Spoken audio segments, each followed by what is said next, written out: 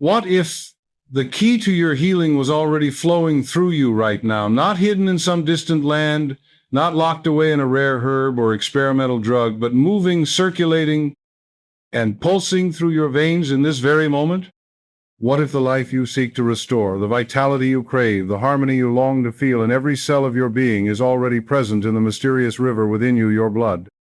And what if I told you that this blood, this sacred life stream, is not a mindless fluid but an obedient messenger, listening for your command, ready to carry your intentions to the farthest and smallest reaches of your body? We have been taught to think of the body as something separate from the mind, as though our thoughts stop at the boundary of the skull, and our physical systems carry on, deaf and indifferent to our inner dialogue. But Joseph Murphy understood, as did the ancient writers of Scripture and the mystics of every age, that the mind is the ruler of the body, and that speech, especially speech fused with belief, is the scepter by which the ruler commands. Your bloodstream is not merely a physical system, it is the courier of your will. It moves constantly, delivering nutrients, carrying away waste, transporting oxygen, and communicating chemical messages to every organ, tissue, and cell. And here is the secret most have forgotten. The quality of these messages is shaped by the quality of the commands you give through your words and the images you hold in your mind. Think of your bloodstream as a royal messenger in an ancient kingdom. You, the sovereign mind, issue decrees, and your blood carries them swiftly to every outpost of the realm. When the decree is one of strength, order, and health, the kingdom thrives. When the decree is one of fear, disorder, or defeat, the kingdom falters. This is not metaphor alone, it is a reflection of the way your subconscious governs your body. And your subconscious, that tireless and unquestioning servant, takes your words, especially those spoken with emotion, as literal instructions. It does not argue, it does not debate, it acts. Tonight, we begin the process of reclaiming your role as ruler of your inner kingdom. We will strip away the illusion that your body is beyond your influence, and we will learn to speak to it in a language it has never forgotten, the language of faith-filled command. You will see that you can direct the flow of life within you, bringing every drop of your blood into alignment with the perfect blueprint of divine order. And as you master this language, you will come to know a truth that has the power to restore your health, renew your strength, and reshape your future. Your blood will obey. There is an ancient law, woven into the very fabric of creation, that humanity once understood but has allowed to slip from memory, the law of inner command. This is the law that permits a person to speak to the body and have it respond, to address even the most intricate processes of life with authority and witness their obedience. It is not superstition, nor is it mere positive thinking. It is the operation of spiritual law through the medium of the subconscious mind, and it is as precise and dependable as the rising of the sun. In the pages of Scripture, this law appears again and again in the words of Jesus, speaking to the withered hand, to the fevered body, to the storm itself, and seeing immediate compliance. Say to this mountain, "Be removed," and it shall obey you, is not poetic exaggeration, but a statement of the same principle that governs your relationship with your own physical form. Joseph Murphy explained that the subconscious mind is the invisible workshop in which all commands to the body are processed. When you speak with conviction, the words you utter do not evaporate into the air. They are impressed upon the subconscious as blueprints, and the subconscious sets to work immediately to translate those blueprints into physical reality. It does so by influencing every automatic function, circulation, digestion, repair, immunity, without you needing to consciously monitor the process. The body becomes, in effect, the obedient servant of the mental and verbal directives it receives. This is why the words, "I am so tired," repeated day after day, gradually condition the body into a state of fatigue, while the words, "I am renewed with every breath," can, over time, reprogram the body for vitality. The forgotten law of inner command calls us to a level of responsibility that many are unaccustomed to carrying. It asks us to see ourselves not as victims of the body's mysterious workings, but as governors of those workings, issuing orders that will be obeyed whether they are wise or foolish. The all comes in recognizing that you have been using this law all along. Every casual remark about your health, every inner dialogue about your strength or weakness, every statement about what your body always or never does has been received as instruction by the subconscious. The tragedy is that, without knowing the law, most have been issuing commands of disorder and decline.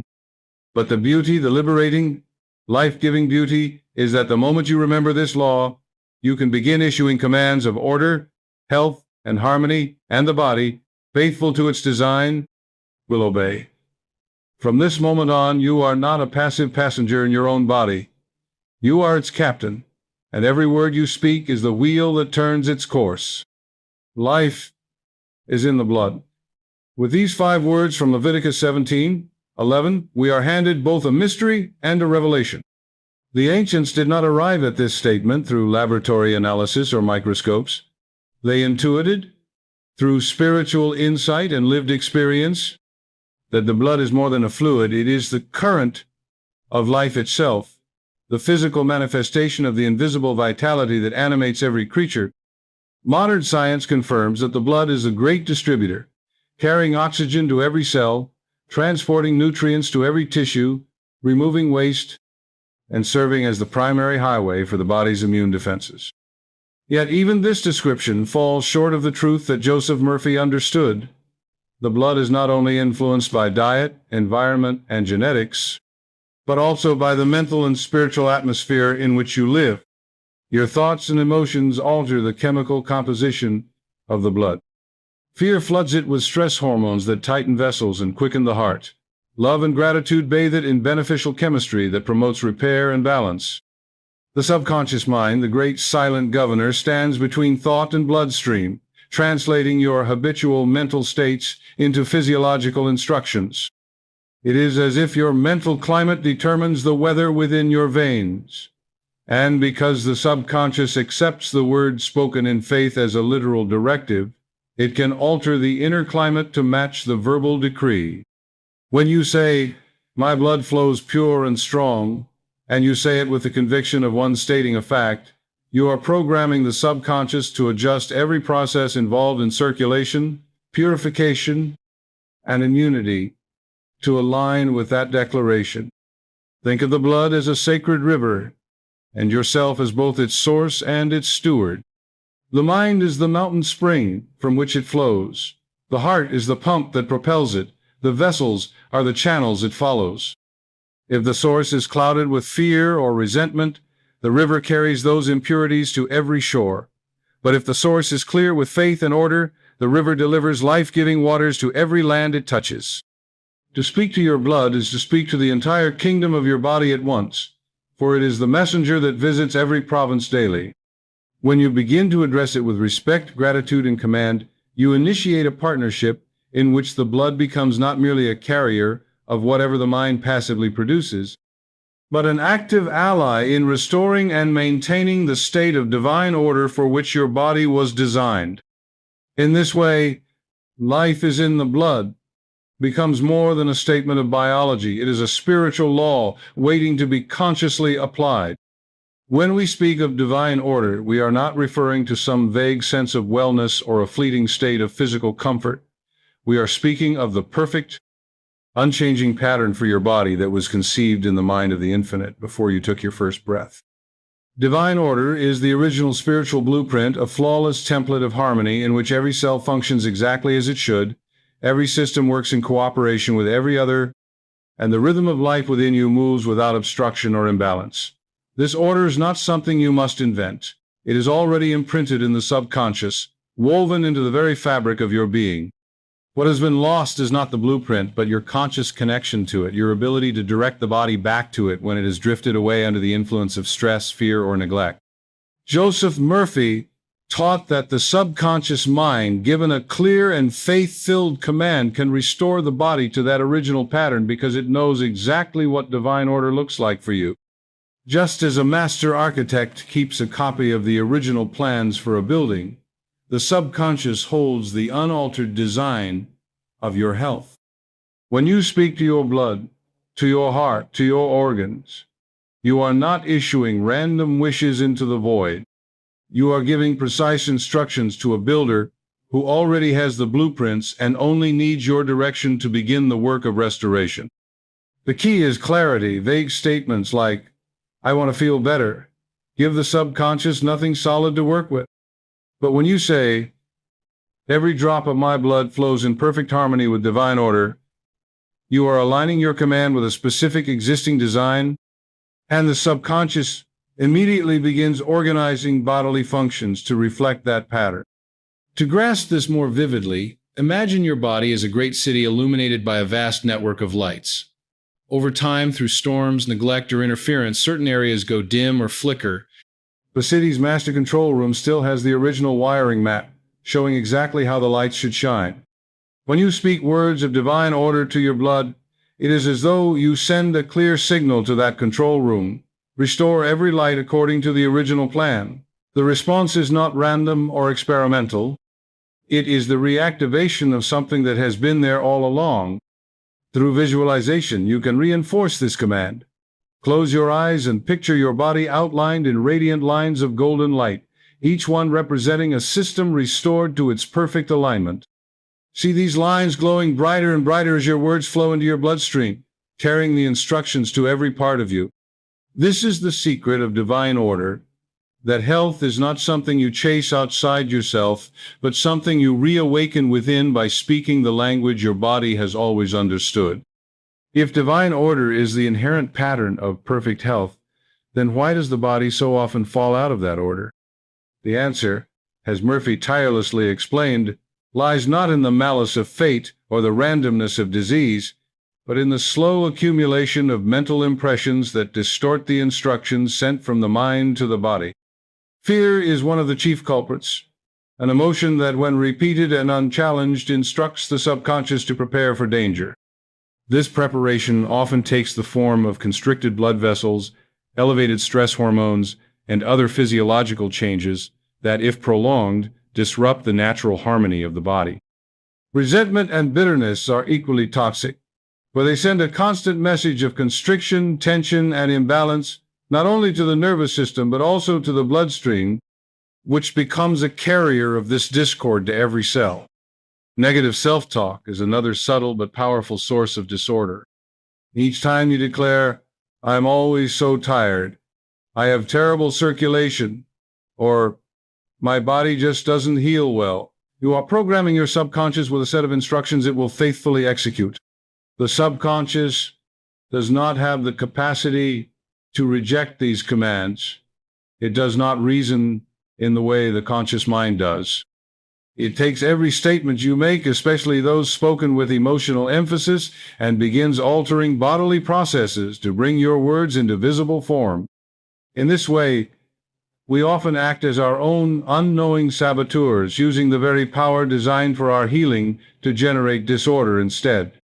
Murphy would remind us that just as a physician can be careless or skillful in prescribing medicine, so can we be careless or skillful in prescribing words.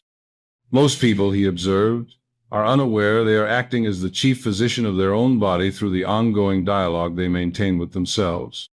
The body falls out of order when the physician's prescriptions, the words and thoughts, contradict the blueprint of health. But here lies the great hope. The moment you recognize that you have been giving harmful orders, you can begin to give life-giving ones instead. You can, with persistence, replace fear with faith, resentment with forgiveness, complaint with gratitude, and disorder with the spoken command of harmony. And when you do, the same subconscious that once faithfully executed harmful instructions will now just as faithfully execute your healing decrees. The law does not change. Only the quality of the command changes, and with it, the state of your body. Murphy often described the subconscious mind as the inner doctor, an ever-present physician of infinite intelligence who never sleeps, never tires, and never forgets the perfect design of your body. From the moment you were conceived, this silent doctor has been orchestrating the growth of your cells, the beating of your heart, the repair of tissue, and the countless chemical symphonies that sustain life, all without your conscious intervention. You do not tell your heart to beat, your blood to clot, or your white blood cells to fight infection. These processes occur with flawless precision under the direction of the subconscious. Yet, what most people do not realize is that while these functions are automatic, they are not beyond influence. The inner doctor takes into account the emotional climate and mental commands it receives from you and adjusts its operations accordingly. When you speak words of health, strength, and order, you are not whispering into a void. You are delivering a prescription to the most capable physician you will ever have.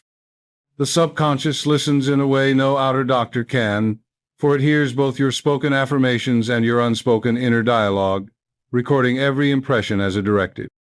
Tell it, "My blood flows in harmony with divine order," and it will set in motion chemical and circulatory adjustments to reflect that truth. Tell it, "I'm prone to illness," and it will interpret that as an instruction to weaken defenses. This is why Murphy insisted that you must become vigilant over the words you speak and the thoughts you permit to dwell in your mind, for to the inner doctor, every word is a prescription, and every prescription is filled without question. The brilliance of this inner physician lies not only in its obedience, but in its infinite resourcefulness. It knows how to direct nutrients where they are most needed, how to repair damaged tissues with speed, how to recalibrate systems that have been thrown off balance. Your role is not to micromanage these processes. You do not need to know how the blood cleanses itself or how the immune system coordinates its response, but to provide the clear and uplifting instructions that will guide the subconscious to do what it already knows how to do perfectly. The more you speak to it with authority, gratitude, and faith, the more its actions will align with the divine order imprinted upon your being. And when you realize this, you will stop seeing your body as a fragile machine prone to breakdowns and start seeing it as a living temple, cared for by an invisible healer who responds instantly and unfailingly to the language of your belief. To speak effectively to your blood, you must first prepare yourself to give a command that is both heard and obeyed. This begins with posture, breath, and mental focus, the three conditions that signal to the subconscious mind that something important is about to be delivered. Sit or stand in a position that conveys dignity and openness, for your body language communicates to your inner world as surely as it does to others. Let your shoulders relax, your spine lengthen, and your chest open as though making space for the life force to flow freely.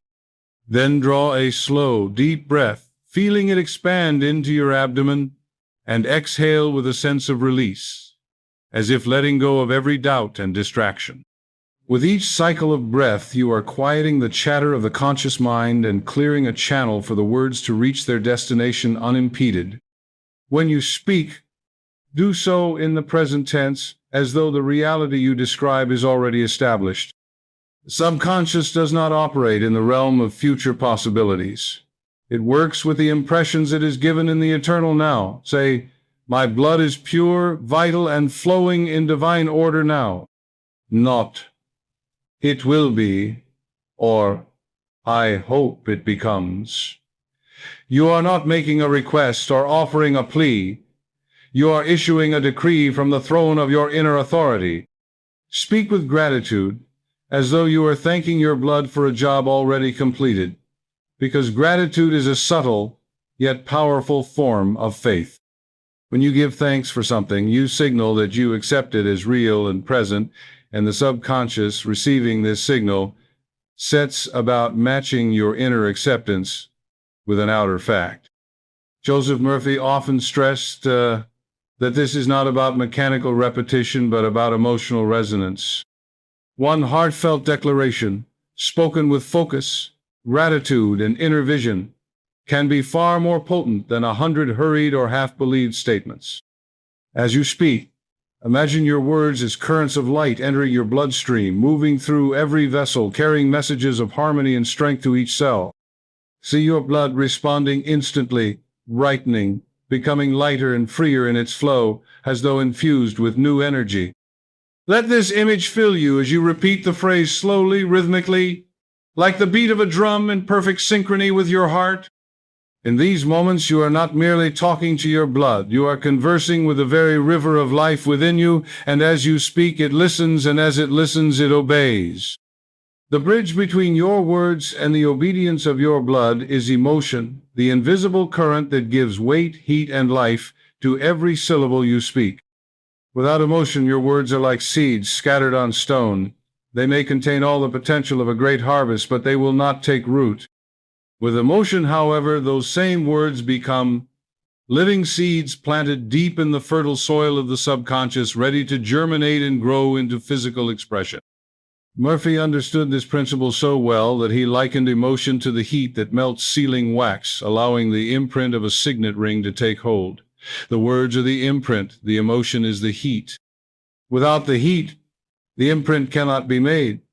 Without the imprint, the heat has nothing to shape.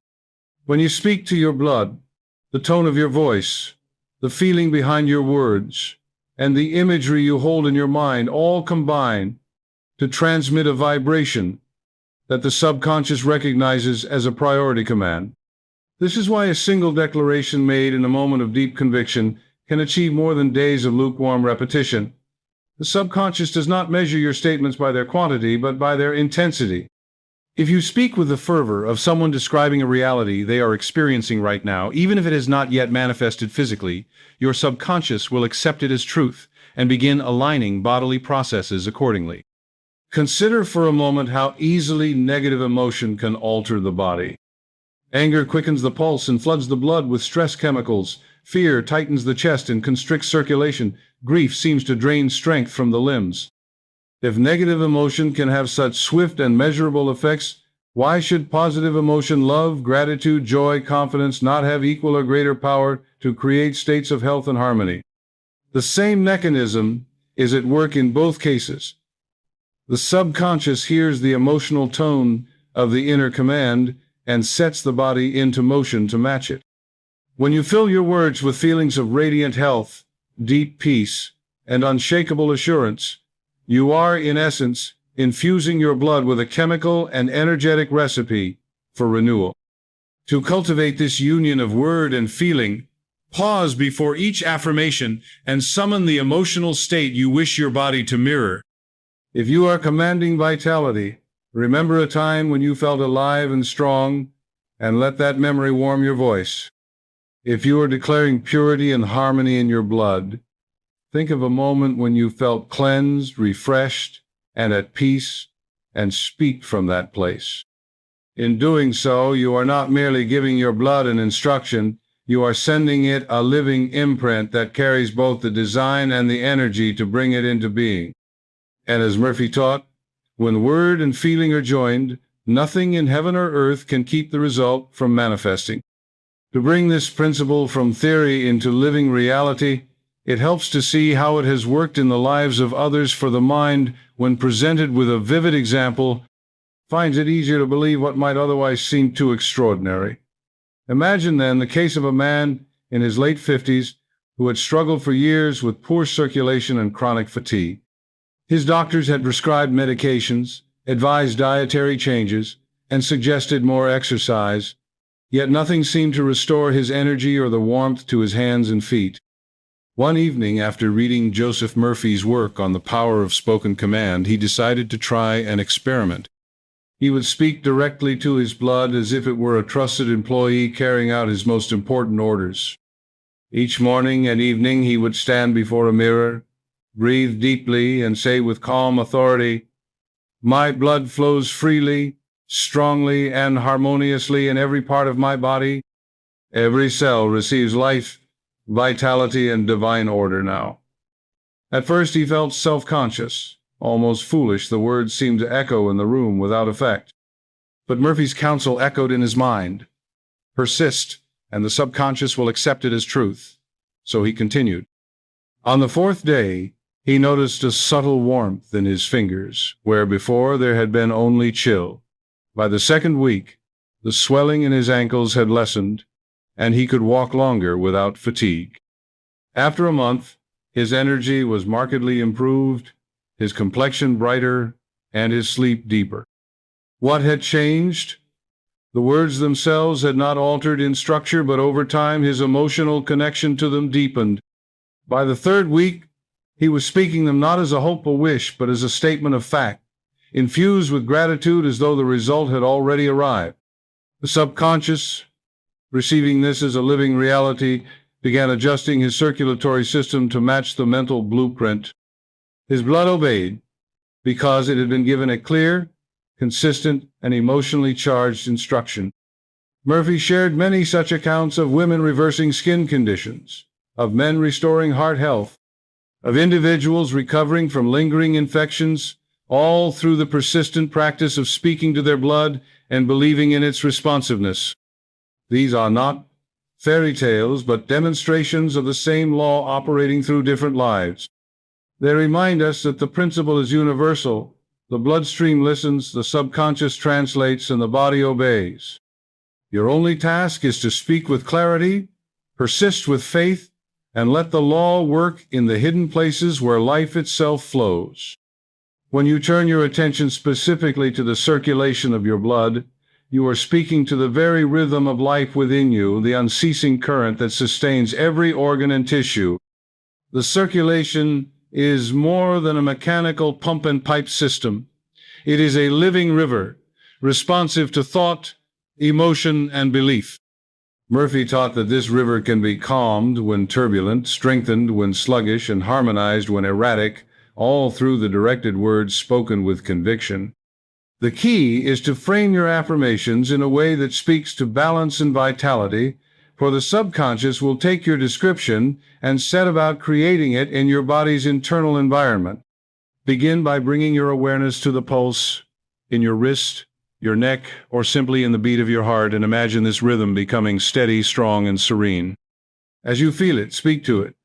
My blood flows in perfect harmony, carrying life to every part of me. Every beat of my heart sends waves of vitality throughout my body. Speak slowly, as if syncing the words with the beat itself, so that the affirmation and the pulse become one harmonious pattern. The subconscious, ever attuned to rhythm, will register this as a directive, adjusting vascular tone, heart rate, and blood distribution to align with the mental image you have impressed. You may choose to address specific qualities of circulation: warmth in the extremities, balanced blood pressure, steady flow to the brain each time, forming a clear picture and verbalizing it as an existing fact. For instance, every drop of blood flows smoothly to my hands and feet, bringing warmth and life. Over time, these statements build a cumulative influence, conditioning the subconscious to maintain these states without conscious effort. Murphy likened this to instructing a skilled crew aboard a ship.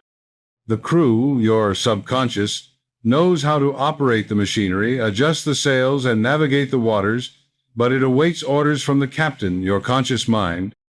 If the orders are confused, contradictory, or absent, the ship drifts or falters. But if the orders are clear, consistent, and given with authority, the crew carries them out without hesitation. Your circulatory system, guided by the subconscious, responds the same way. With persistent and heartfelt direction, you can train your body to keep the river of life flowing in divine order, steady, strong, and unwavering, regardless of the external conditions around you. Just as you can address the strength and harmony of your circulation, you can also give precise instructions for the purification of your blood, a process that is both literal and symbolic.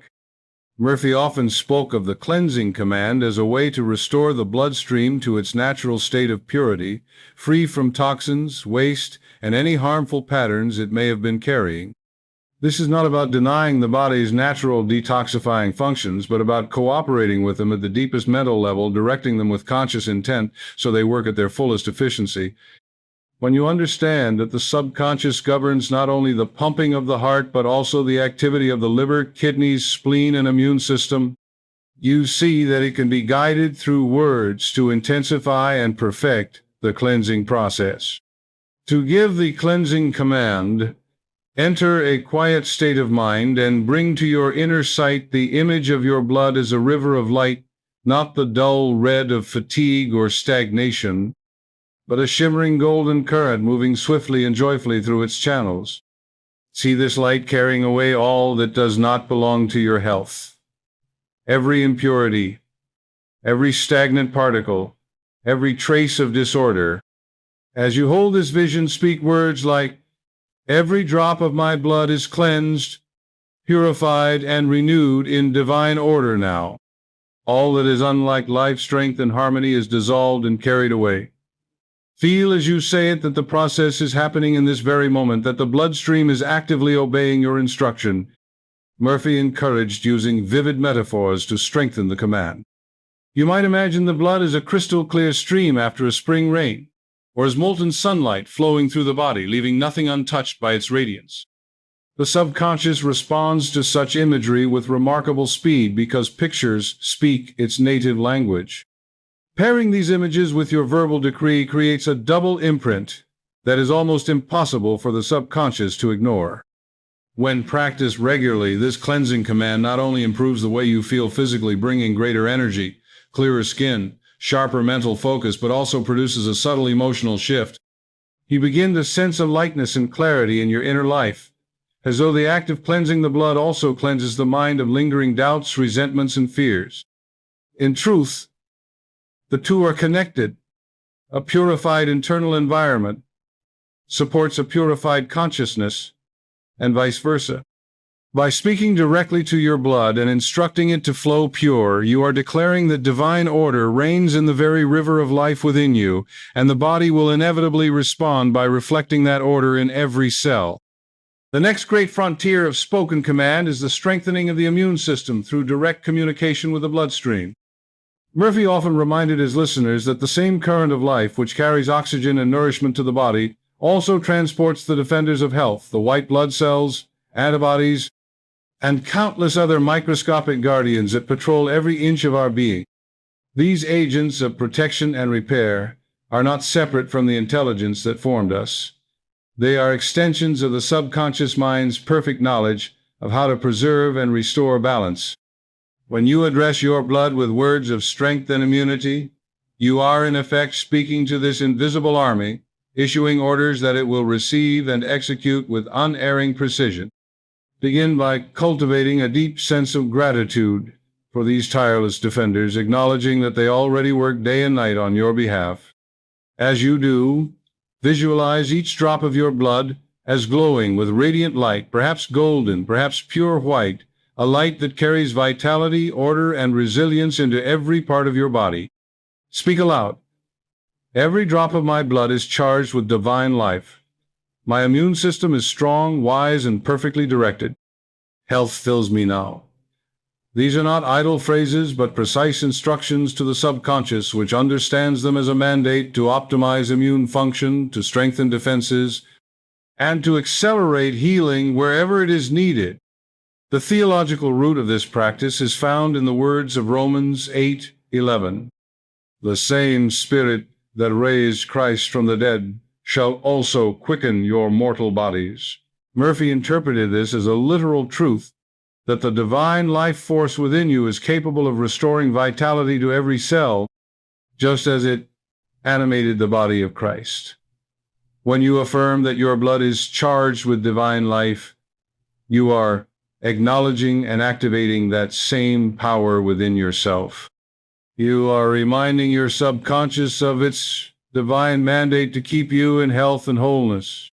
As you repeat these affirmations daily, especially in moments of stillness or before sleep, you may begin to notice subtle changes, quicker recovery from minor ailments, fewer seasonal illnesses, an overall sense of vitality that feels like an inner shield against fatigue and disorder.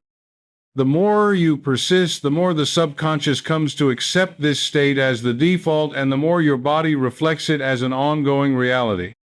In time, speaking words of strength and immunity to your blood will feel as natural as breathing, and you will carry within you a living awareness that the power which governs the universe also governs the cells of your body, and that by divine law it must obey your faith-filled command. To anchor these teachings into a lived practice, Murphy often recommended what he called the 7-day blood blessing challenge, a concentrated period in which you speak intentional words of health and divine order to your blood every morning and night without fail, and observe the changes that follow.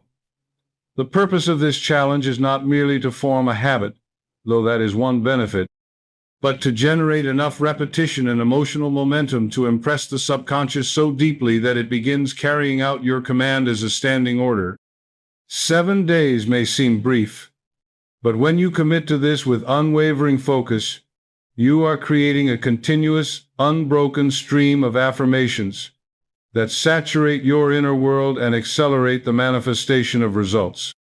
Each morning, shortly after waking, you stand in a calm, open posture, take a deep breath, and declare with conviction, "My blood flows pure, strong, and in perfect harmony with divine order now. Every drop carries vitality and peace to every part of my body."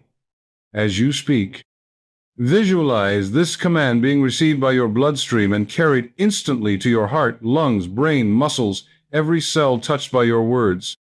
In the evening, perhaps just before sleep, you repeat the process with equal sincerity, saying, "My blood rests in divine peace tonight, cleansing, renewing, and restoring every cell as I sleep. All is well within me." This morning and night rhythm ensures that the subconscious receives the command during its most impressionable times upon waking and before drifting into the drowsy state of sleep. Murphy advised that during these 7 days you also remain watchful over casual conversation, avoiding any statement that contradicts your commands. Words like, "I'm exhausted," "I can't seem to heal," or "my health isn't great," would only send mixed messages to the subconscious, slowing your progress. Instead, you replace them with phrases that align with your chosen decree, even in informal situations. This creates a harmony between your deliberate affirmations and your everyday speech, which multiplies the power of the challenge. To deepen the impact, he encouraged keeping a simple journal during the challenge. Each day, you note any changes in energy, mood, sleep, or physical comfort, however small. Often, you will find that subtle signs of improvement appear by the 3rd or 4th day: a lighter step, a warmer extremity, a more peaceful mind. These early signs are the subconscious beginning to obey, and your acknowledgement of them reinforces its new instructions. By the end of the 7 days, you may see enough progress to inspire you to continue the practice indefinitely, but even if you stop, the impression left on the subconscious will linger, carrying forward the work you began. In this way, the 7-day blood blessing challenge becomes more than a short-term experiment. It becomes the spark that ignites a lifelong mastery over the law of spoken command. Even as you engage in practices like the 7-day blood blessing challenge, you may encounter a subtle yet persistent barrier: doubt. Skepticism, whether openly acknowledged or quietly lingering in the background of the mind, can dilute the potency of your spoken commands, for the subconscious responds most powerfully to statements that are felt as truth. Murphy taught that doubt is not a sign of failure, but simply an indication that the mind has been conditioned, perhaps for many years, to believe in limitation more than in possibility. The remedy is not to fight the doubt with willpower, but to bridge the gap between disbelief and certainty through carefully chosen affirmations that the subconscious can more easily accept. These bridge affirmations serve as stepping stones from where you are to where you want to be. Instead of forcing yourself to declare, "My blood is in perfect order," when part of you resists that idea, you might begin with, "Every day, my blood responds more perfectly to divine order." This phrasing implies an ongoing process rather than an instantaneous leap, which allows the subconscious to relax into the suggestion without raising inner objections. Over time, as you notice small signs of improvement, your faith grows naturally, and you can graduate to stronger, more absolute declarations like, "My blood flows now in complete harmony with divine order." Murphy emphasized that doubt loses its grip not by being suppressed, but by being overshadowed through consistent evidence of change. This is why it is so important to celebrate even minor shifts: a slight increase in energy, a calmer heartbeat, a better night's sleep. By acknowledging these as results of your spoken command, you reinforce the belief that your words are working, which in turn makes the subconscious even more responsive. The more responsive it becomes, the more tangible results you will see, creating a self-sustaining loop of faith and manifestation. Visual reinforcement can also help bridge the gap. As you speak your affirmations, imagine your blood visibly adjusting to your words, its color brightening, its flow becoming smoother, its presence filling you with warmth and strength. This mental imagery, combined with the verbal suggestion, engages multiple senses, making the new belief feel more real to the subconscious. With each repetition, doubt loses a little more of its authority, until the day comes when you no longer need a bridge affirmation because the reality you once hoped for has become the reality you live in. At that point, your spoken commands will no longer be efforts to convince yourself, but simple acknowledgments of the truth already manifesting within you. One of the most potent times to speak to your blood is at night, just before you drift into sleep. Murphy called this the night command ritual, and he regarded it as a golden doorway to the subconscious. In the moments before sleep, the mind naturally moves from the active, critical state of waking consciousness into the slow, receptive rhythms of the subconscious domain. This transition, often unnoticed by most, is when your inner world is most open to suggestion, and whatever thoughts, images, or words you entertain at this time will sink deeply into the subconscious without resistance. The body then takes these impressions and works on them throughout the night, aligning its functions to match the instructions you have given. To perform the night command ritual, lie comfortably in bed, close your eyes, and allow your breath to become slow and steady. Feel your body relaxing, your muscles releasing their tension, as though you are sinking into the embrace of the bed. Once you are calm and centered, direct your attention inward, imagining your bloodstream as a radiant river flowing through the darkness, quietly sustaining your life. Speak slowly and softly, as if addressing a beloved friend. My blood rests in perfect peace tonight. Every drop is cleansed, renewed, and restored in divine order. As I sleep, healing power flows to every part of my body. You may repeat this 3 to 5 times, letting each statement carry you deeper into relaxation, until the words themselves seem to merge with the drowsy state of your mind. Murphy taught that this is far more than a poetic bedtime habit. It is a deliberate reprogramming of the body's night work. While you sleep, the subconscious oversees cell repair, immune defense, hormonal balance, and countless restorative processes. By giving it a specific and uplifting command before sleep, you are setting the blueprint for all his work to follow. It is as if you have handed the inner doctor the night's agenda, saying, "This is the outcome I expect by morning." And because the subconscious operates without the interference of waking doubts or fears, it carries out these instructions with remarkable efficiency. Over time, the night command ritual becomes not only a tool for physical renewal, but also a source of emotional peace. You go to sleep with the assurance that divine order is active within you, that the healing power of life itself is moving through your veins, and that you will awaken with your body more aligned, more vibrant, more whole than the day before. The subconscious never grows weary of these commands, and the body never tires of responding to them, for both were designed to work together in perfect obedience to the words of faith you speak. If the night command ritual sets the tone for your body's restoration while you sleep, then the morning vitality command sets the trajectory for how you will move through the waking hours ahead. Murphy placed special emphasis on the first moments after waking, calling them one of the most valuable opportunities for mental and physical programming. In that early state, before the mind is cluttered with news, obligations, or the residue of yesterday's worries, the subconscious is still pliable, still in the afterglow of the dream state, and ready to accept new instructions without question. The words you speak in those moments act like the first strokes of paint on a fresh canvas. They determine the dominant colors of the day.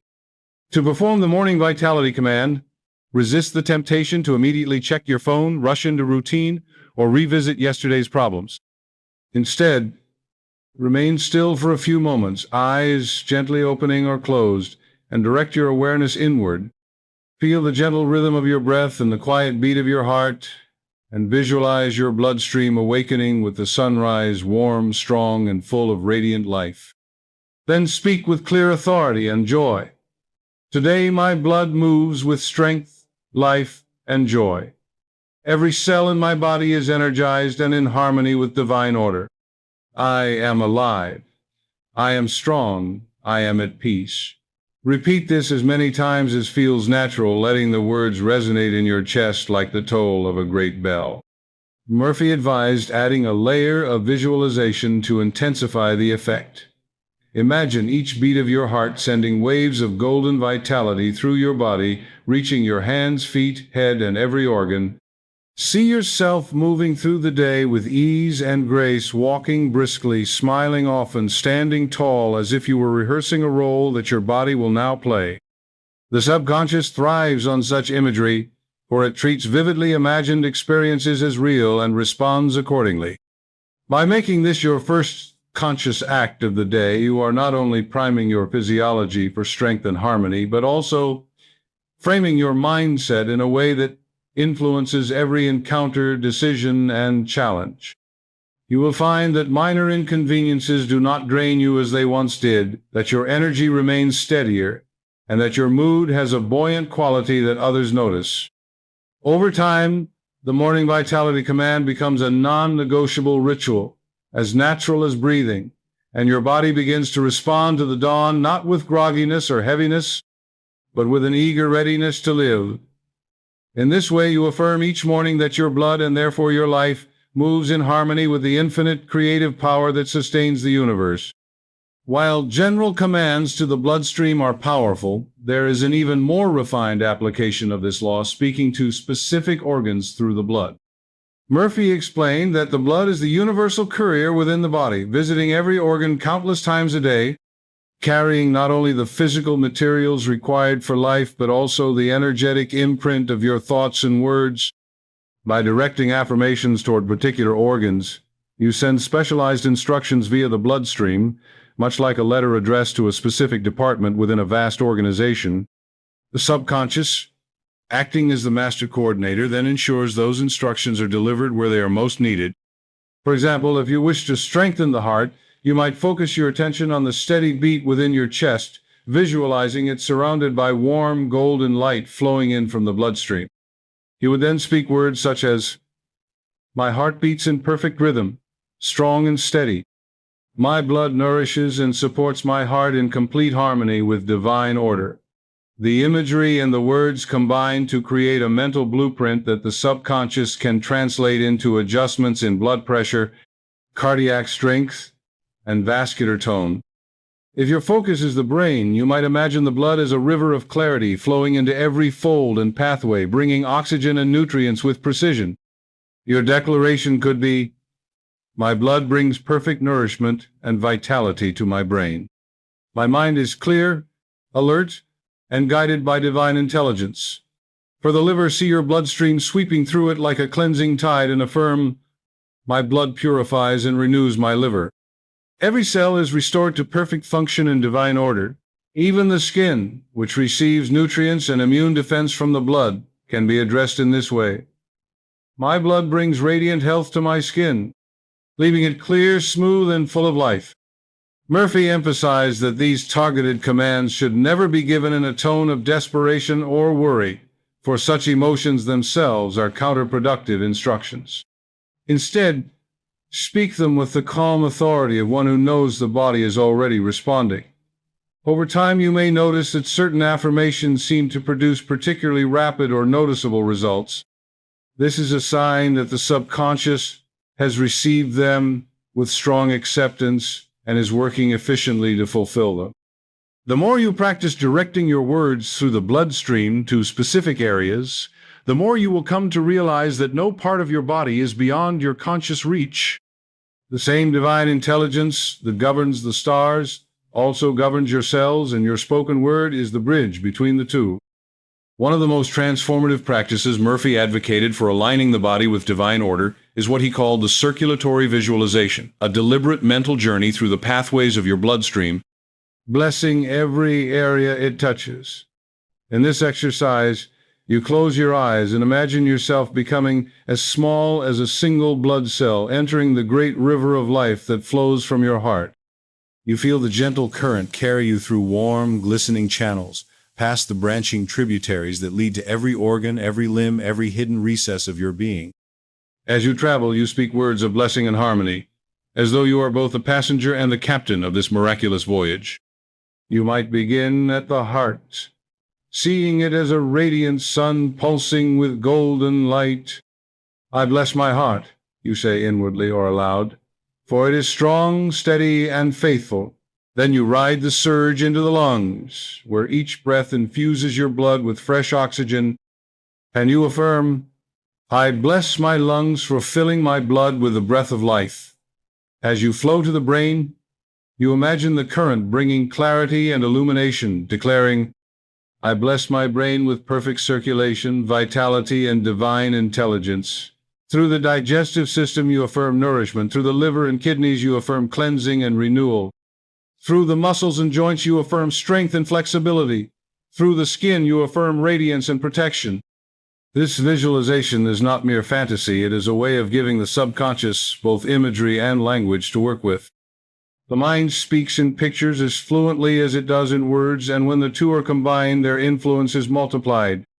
The subconscious, receiving these vivid impressions, responds by making subtle adjustments to the body's chemistry, circulation, and energy flow, gradually shaping the physical reality to match the mental blueprint.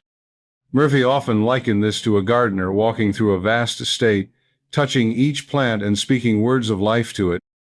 The bloodstream is your estate's irrigation system, and your affirmations are the life-giving waters that nourish every living thing it reaches.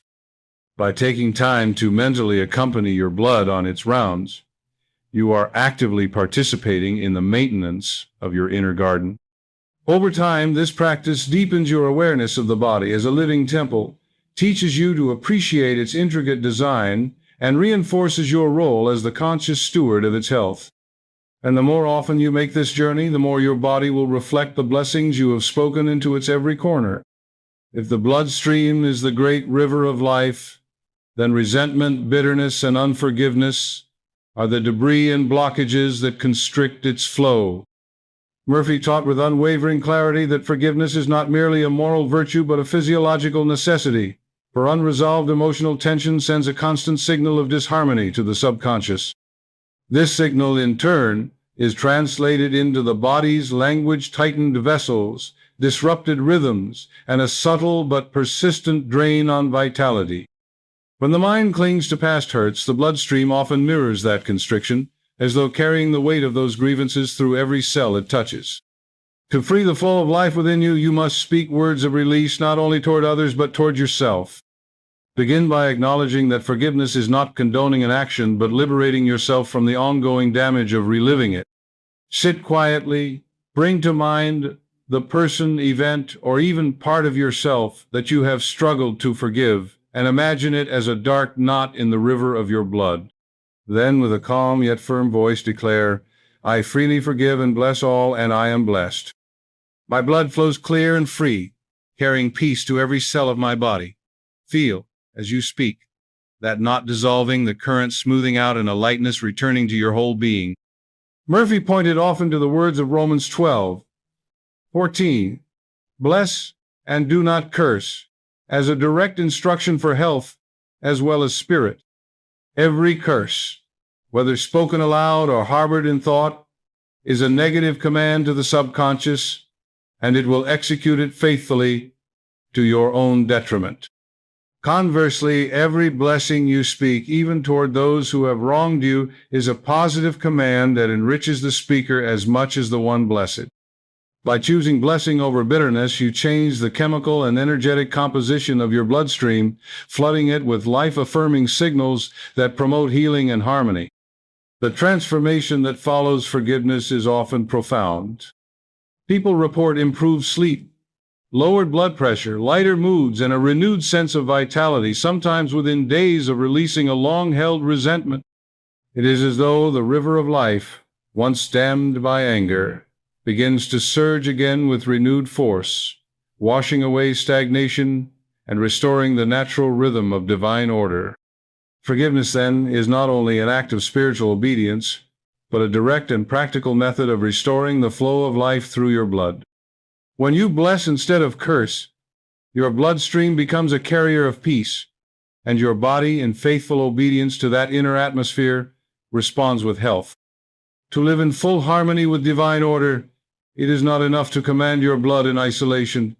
You must also align yourself with the greater flow of life itself. Murphy often reminded his students that the river coursing through your veins is not separate from the universal river of divine energy that sustains every living thing. Just as a tributary draws its vitality from the great body of water it joins, so your bloodstream draws its life force from the infinite ocean of spirit.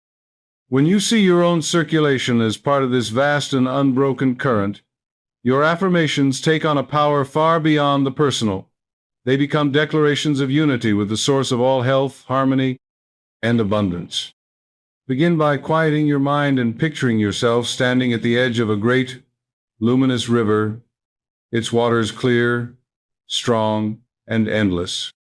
Imagine stepping into it, feeling its gentle current merging with the rhythm of your own heartbeat.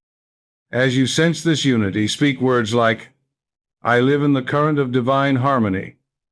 My blood flows as part of the universal river of life, carrying peace, strength, and renewal to every part of me." Feel that these waters are not only flowing through your body but also through the world around you, linking you to every living thing in a network of shared vitality. Murphy taught that when you affirm this connection, you remove the subconscious barriers that arise from seeing yourself as a separate, isolated being. The body begins to respond not only to your individual intention but also to the inexhaustible energy of the whole. Fatigue, weakness, and disorder lose their hold when you no longer believe you must generate all your strength from within your own limited resources. Instead, you open yourself to the ceaseless supply of life force that has no beginning and no end. Living in alignment with the greater flow also transforms how you move through your day. You begin to speak not only for your own health but for the well-being of the whole, blessing the water you drink, the food you eat, the air you breathe, knowing that these, too, are channels of the same divine current. In this state, your affirmations to your blood are no longer isolated commands. They are part of a larger symphony of harmony that reverberates through every level of your being. And as you remain conscious of this connection, you will find that your health is no longer something fragile to be guarded, but a natural expression of the unbreakable unity between your body's river of life and the infinite ocean from which it flows.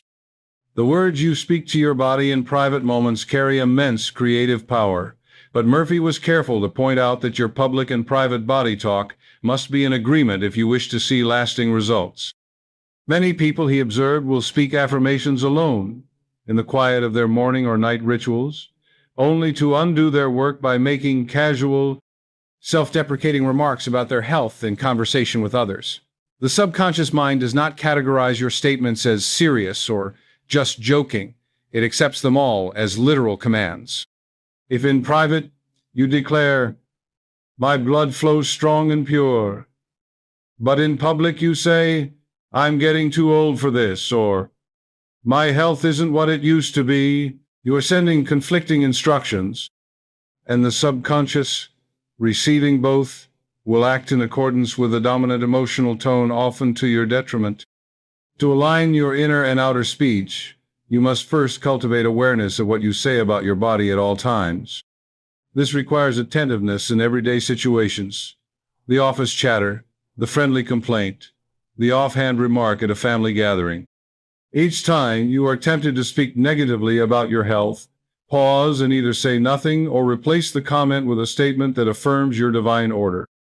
For example, instead of saying, "I feel so run down," you might say, "I'm restoring my energy every day." Such phrases not only preserve the integrity of your private affirmations, but also subtly reinforce your belief by making you the kind of person who speaks life in all circumstances.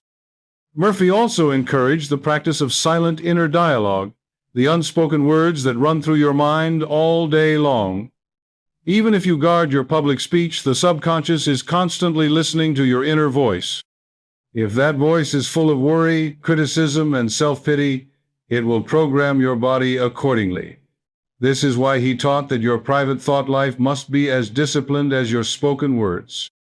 Train your mind to default to affirmations that support your health. I am whole.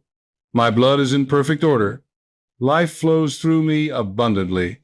Over time, these become the mental background music that sets the rhythm for your entire being. When your public speech, private affirmations, and inner dialogue are all moving in the same direction, the effect is like a river. Free from opposing currents, it flows swiftly and without obstruction toward its destination.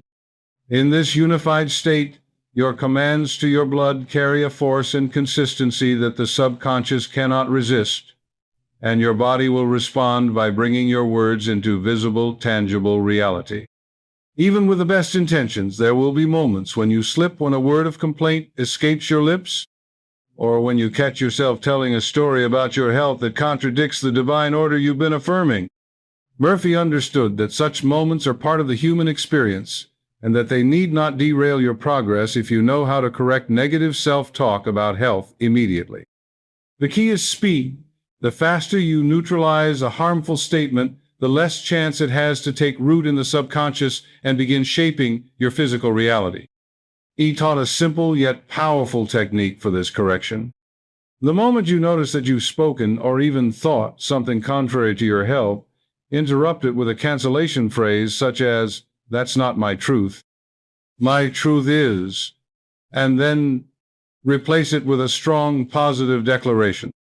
For instance, if you hear yourself saying, "I feel like I'm coming down with something," you might immediately follow with, "That's not my truth. My truth is that my body is strong, my blood is pure, and divine order is at work in me now." This act of conscious revision sends a clear signal to the subconscious that the first statement was an error, while the second is the real command to follow. Murphy likened this process to catching a spark before it becomes a fire. A single careless statement, if left unchecked, can ignite a chain of subconscious activity that gradually manifests in the body. But if you catch it early, you extinguish the spark and replace it with the light of truth. Over time, this practice sharpens your awareness so that you make fewer and fewer negative statements until your speech becomes a steady stream of life-affirming commands. This vigilance does more than protect you from harmful suggestions. It also strengthens your identity as someone who takes conscious authority over their inner and outer words. The more you practice immediate correction, the more your subconscious comes to trust that you mean what you say in your affirmations. It learns that stray words are to be ignored, and only the consistent, corrected truth is to be acted upon. In this way, every slip becomes an opportunity to reinforce your mastery over the creative power of speech. The result is a purer mental atmosphere, a stronger alignment with divine order, and a bloodstream that flows in obedience to the unwavering truth you have chosen to live by. There is a special magnification of power that occurs when spoken blessings are offered in unity with others, a phenomenon Murphy often described as group healing through spoken blessing.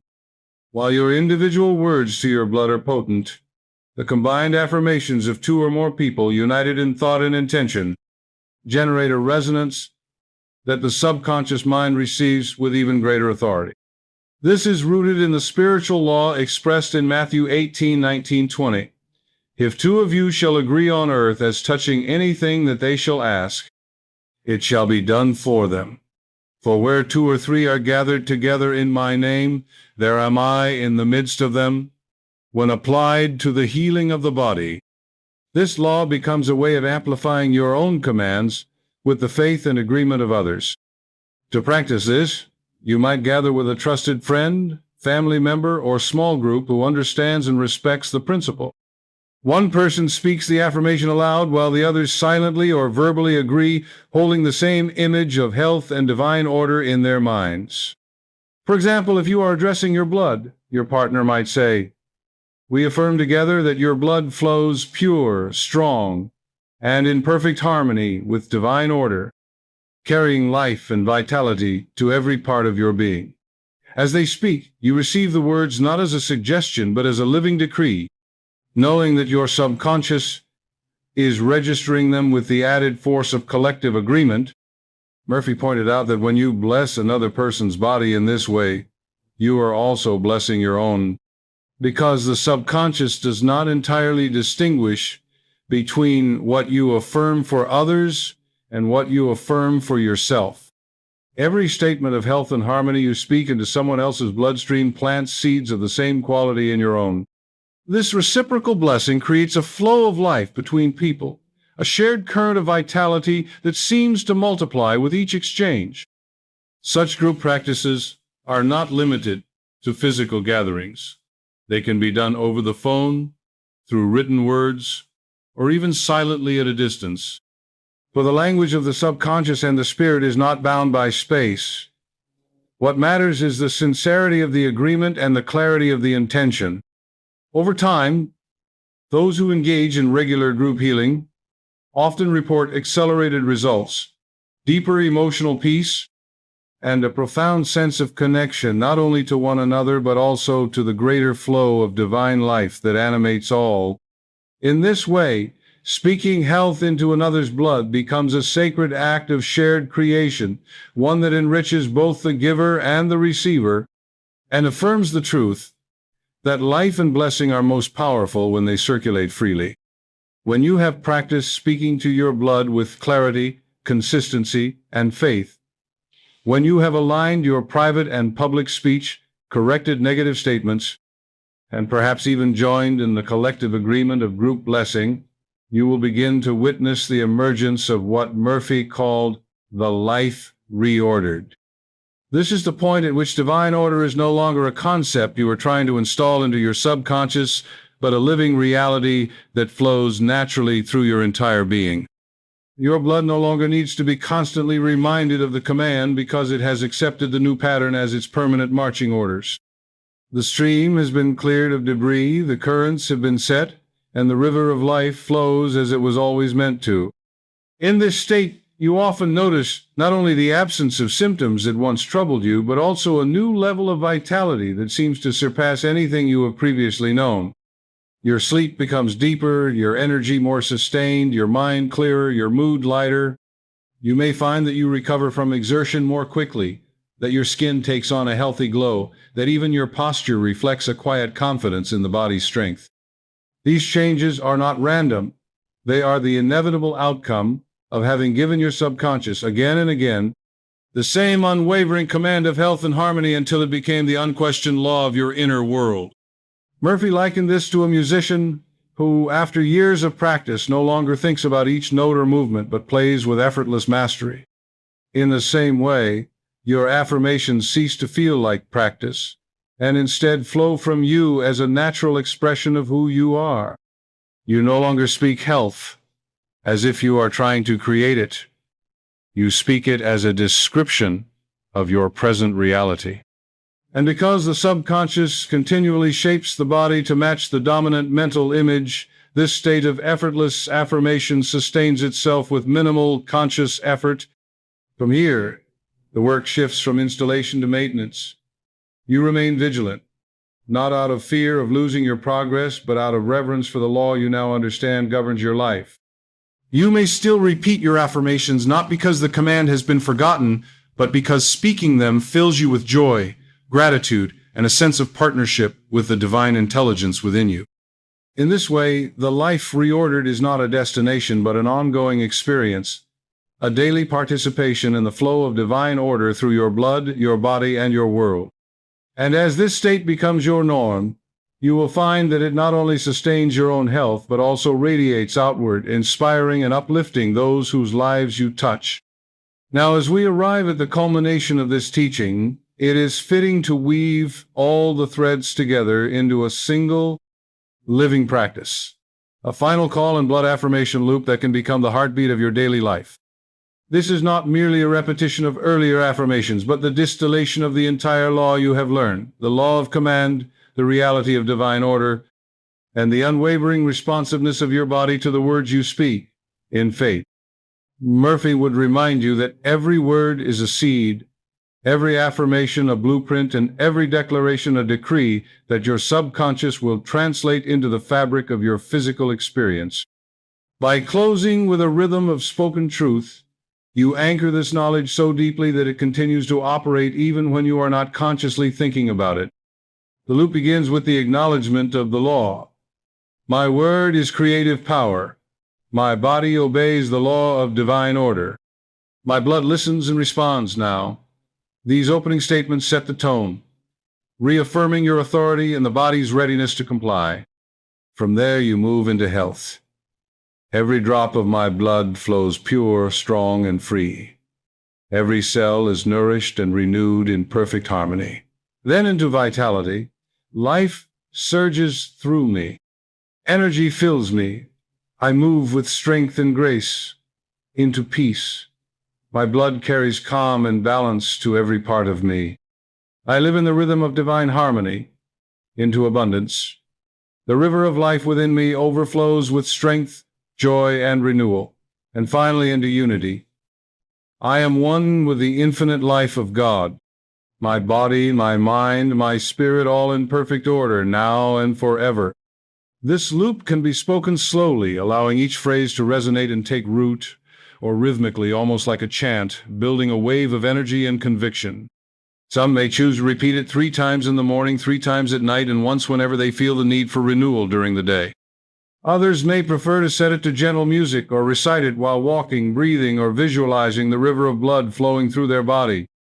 However it is practiced, the loop serves as both a reinforcement and a celebration, a way to live in conscious partnership with the life force that sustains you. Murphy would say that the true measure of success is not only that your body heals, but that you have awakened to your role as its rightful commander.